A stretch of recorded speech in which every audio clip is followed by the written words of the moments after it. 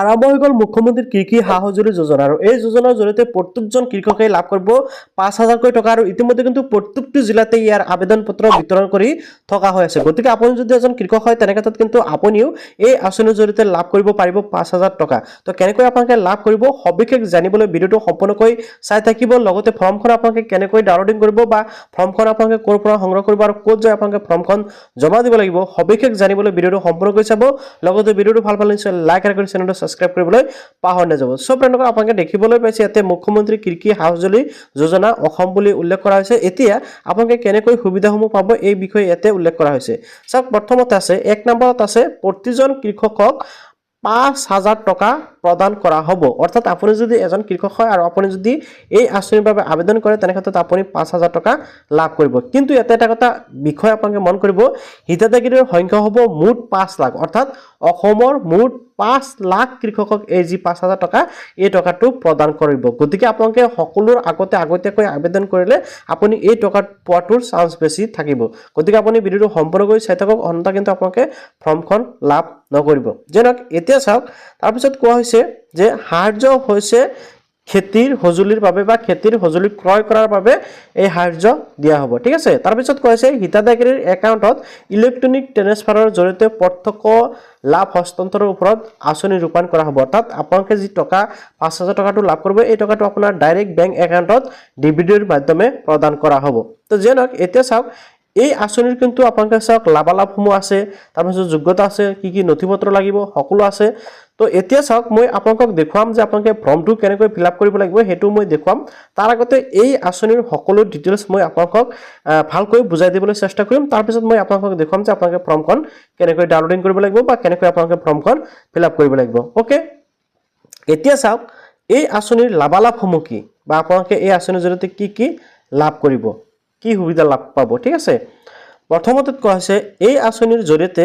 বিভিন্ন শস্যৰ উৎপাদন আৰু উৎপাদনশীলতা বৃদ্ধিৰ উদ্দেশ্যে বিভিন্ন শস্যৰ খেতিৰ ফাৰ্ম মেকানাইজেশ্যন প্ৰসাৰিত কৰা হ'ব অৰ্থাৎ কৃষিত যাতে মেকানিজম আহে হেতু প্ৰসাৰিত কৰা হ'ব বুলি ইয়াতে কোৱা হৈছে তাৰ পিছত কোৱা হৈছে এই আঁচনিৰ ৰূপায়ণৰ লগে লগে কৃষকৰ আয় বৃদ্ধি হ'ব ইয়াৰ বাহিৰেও কিন্তু এই আঁচনিখনে কৃষকৰ শ্ৰম আৰু সময়ৰো ৰাহি কৰিব অৰ্থাৎ আপোনালোকে যিকোনো মেকানিক্যাল বস্তুৰ জৰিয়তে যদি আপোনালোকে খেতি কৰে আপোনালোকৰ শ্ৰম অৰ্থাৎ কষ্ট আৰু সময় কিন্তু দুটা ৰাহি হ'ব ঠিক আছে তাৰ পিছত কোৱা হৈছে 3 নম্বৰ যেটো পইণ্ট আছে ইয়াতে উল্লেখ কৰিছে এই আঁচনিৰ জৰিয়তে প্ৰতিজন কৃষকক কৃষি সঁজুলি ক্ৰয় কৰিবলৈ 5,000 টকাৰ আৰ্থিক সাহায্য কৰা হ'ব আৰু প্ৰত্যক্ষ লাভ হস্তান্তৰৰ জৰিয়তে সাহায্য প্ৰদান কৰা হ'ব ওকে মই আগতে কৈছো যে এই আঁচনি যি 5,000 টকা দিব এটো আপোনাৰ ডিবিডিৰ মাধ্যমে ডাইৰেক্ট আপোনালোকৰ বেংক একাউণ্টত ট্ৰান্সফাৰ কৰা হ'ব ওকে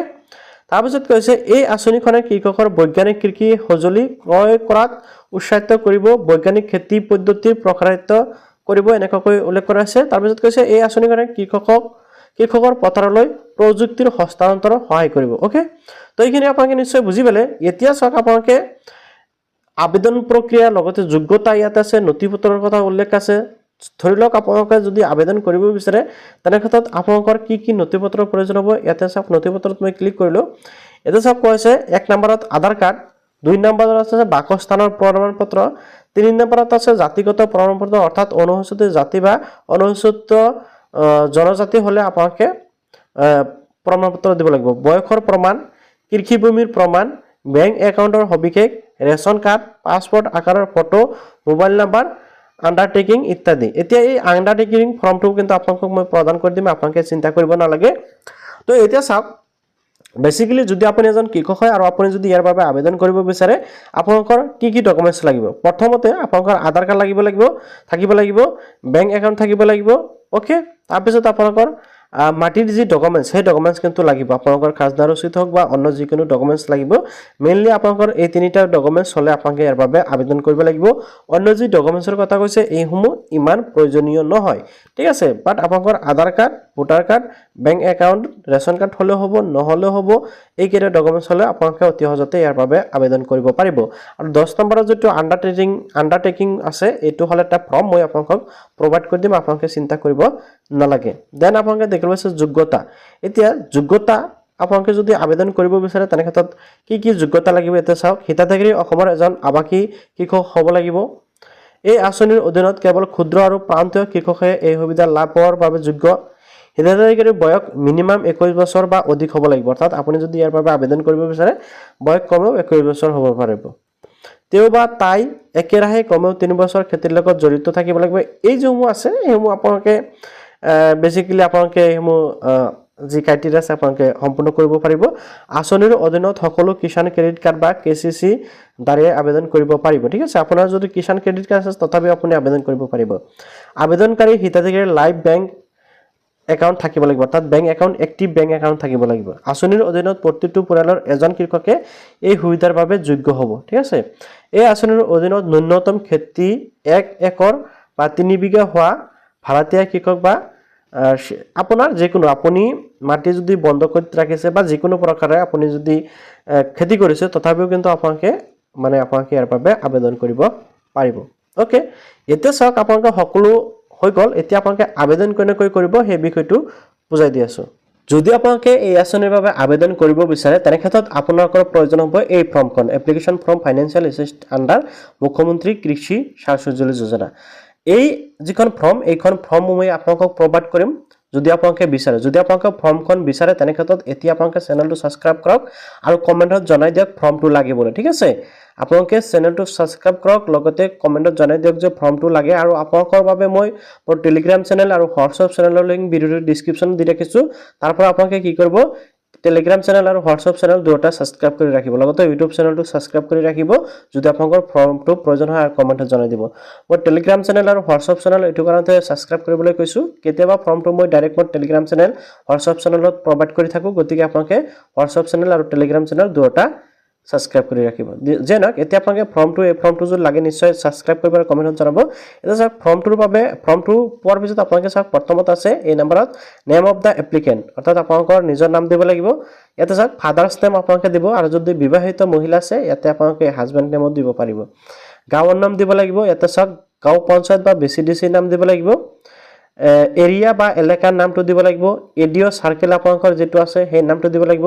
ৰেভিনিউ সাৰ্কেল অফিচৰ নাম দিব লাগিব ডিস্ট্ৰিক্টৰ নাম আপোনালোকে দিব লাগিব দেন ইয়াতে চাওক আপোনালোকে যে খেতি বাতি কৰিছে যোৱা 3 বছৰ ইয়াতে আগতে উল্লেখ কৰিছে যে 3 বছৰ মিনিমাম আপুনি 3 বছৰ খেতি কৰা কৃষক হ'ব লাগিব তেতিয়া আপোনালোকে ইয়াৰ বাবে আবেদন কৰিব পাৰিব ওকে আপোনালোকে 2023-24 কি খেতি কৰিছে বা 24-25 কি কৰিছে তাৰ পিছত আপোনালোকে 25-26 বৰ্তমান কি কৰি আছে এই তিনিটা ফৰ্ম আপোনালোকে ফিল আপ কৰিব লাগিব ঠিক আছে আপোনালোকে কি কৰিছিল সেই হিচাপত আপোনালোকে মিলাই পেলাই জাস্ট আপোনালোকে ফৰ্মটো ফিল আপ কৰি দিলেই হ'ল ওকে আশা কৰো নিশ্চয় বুজি পাইছে তাৰ পিছত 2 নম্বৰ পেজত আপোনালোকে দিব লাগিব আপোনালোকৰ বেংকৰ ডিটেইলছ ঠিক আছে এটা চাওক নেম এপ্ৰেট